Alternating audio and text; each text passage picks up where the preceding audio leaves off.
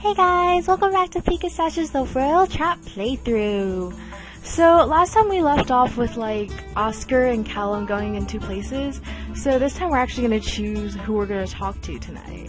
No, when I say tonight, it isn't bad or anything. So, this is some background information, I don't know, why you're searching for the princess. So you either choose to talk to Callum or Oscar. I would choose to talk to Callum just because, if he were to kill you, if he had to kill you, he might not. So, yeah, okay. He shows no sign of acknowledging my approach, but I don't doubt that he knows I'm here.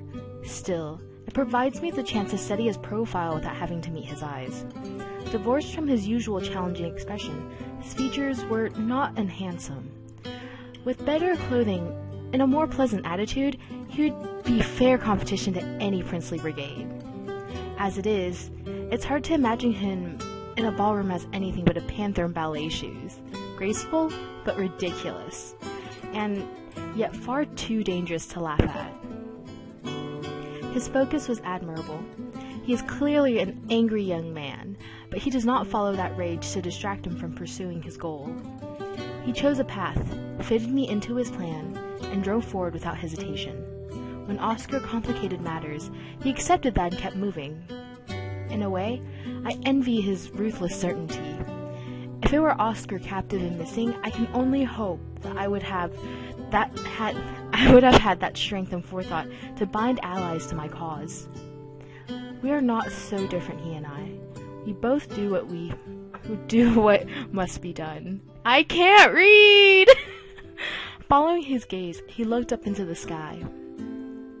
And there in the heavens, he beheld the fate of the realm and broken crown of stars. I can't read! Oh my gosh! We all study the same playwrights. I'm just surprised you'd say it. Superstition would call that a bad omen. That depends on how you look at it. The man who saw the sign in the play ended up a king himself. Foreshadowing! Okay. Besides, I don't believe in omens. Nor I. Life simply is. No one paints the sky to tell us what's to come. That's pretty though, the sky. It never changes. Every piece moves in a perfect order, like cogs and wheels. Cogs? You've studied plays but never clockwork? I don't see why I'd want to work on a clock. He laughs, a hint of warmth crossing his demeanor. No, clockwork. Small devices, not just clocks. Although sometimes they are, like this. He withdraws a small item from his pouch, and I stare in surprise. To the untutored eye, it is a small, cylindrical golden box with a notch of damage on its lid and a decorative bar laid over top. Only the quiet, rhythmic noise that emanates from within might betray its true nature. Of course, I have heard of pocket clocks, but to the best of my knowledge, they are astoundingly rare and precious. If Callum carries such a gift so casually, it would seem that even a neglected Prince of Guelnor has more in his name than I've ever imagined. Ooh! A gift from your parents? No, I made it. You made that? He smiles and puts the artifact away, but this time his smile holds its accustomed bitterness. Assembled, at least. This is how I spend my hours. I construct small devices. They don't always work, and I have no tutor in this, only my hands and eyes, and what written instruction I can find. It requires patience, a steady hand, and a sense of order. I find it calming. Patience? He has no patience! Okay, whatever, okay. A rather odd one for a prince. What else could you do with these devices? Could you build small weapons? Traps for the unwary? Traps that move themselves? You are a woman of ideas.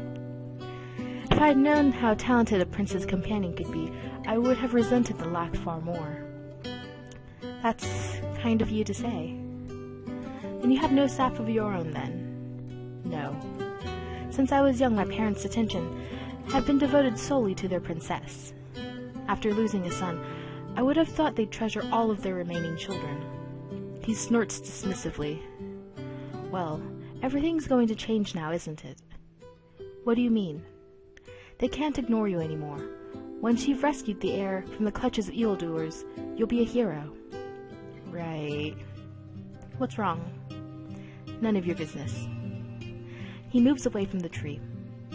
Don't look at me like that. I'm not your friend. You're wasting your time. Sleep, Valois. You'll need it. And with that, he breaks off conversation and leaves me alone. I don't understand. I thought we were connecting. Perhaps the problem, he doesn't seem accustomed to sharing his time with anyone.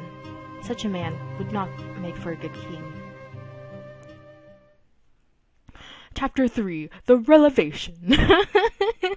The hours of night are spent sleeping fitfully among the sticks and stones. Years have passed since I last attempted to camp under the open stars.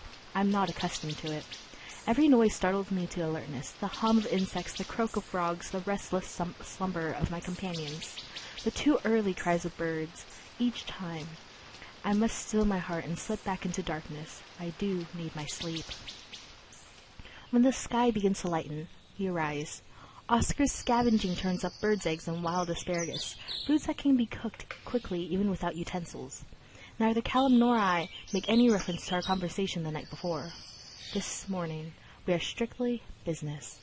Once bellies have been filled and bladders discreetly lightened. I didn't need to know that. They're ready to go to the rendezvous point. Okay, I didn't need to know about how you... Okay, that's cool. Callum leads us to Country Road, his particular destination marked by a crudely carved milestone, half buried in the verge. This is the place. Get yourselves out of sight. You could have hours yet to wait. Find a spot where you can be hidden and silent for as long as necessary. His gaze falls on Oscar. If you can't do that, then get back to the river and stay there. Stay there where you won't make a mess of things. I can do it. You had better be right. Remember, the most important thing is that Cass is safe. Don't take any action that could endanger that. But once the way is clear, don't let those bastards get away. You understand? Oscar and I secrete ourselves in the bush. Hiding among the thick cover is simple enough. Making a nest for yourself with the smallest movement will not rustle loudly and give you away is more complicated. Even though the most patient soul must shift their position occasionally, it's not good for the body to do so otherwise. Callum's role in this is easier. He takes up a visible position along the road, pulls out a knife and a bit of wood, and begins whittling at it. For myself, there's nothing to do but wait and think. Callum. The more time I spend with him, the less like a prince he seems. When he first met, he was angry about being the leftover son, the one ignored by his parents after they had expended their matchmaking energies on his older brothers. They apparently made no effort to show him off to potential brides. He has no advisors to school him in graces or dress him to a better effect. But would he even want a royal bride? He is clever and strong, but he is no leader of men. He can barely manage to interact with myself and Oscar. I can't see him spending his days in court, not even with a wisdom to give him advice. Marrying into a lesser noble house would leave him with the same problem, if on a smaller scale. The power of nobility rests with their skills in social interaction. Strange as it may sound, I think Callum would be a happier man if he had been born to a less prominent family where his wit and his hands would have been enough to earn him his future. What would become of him?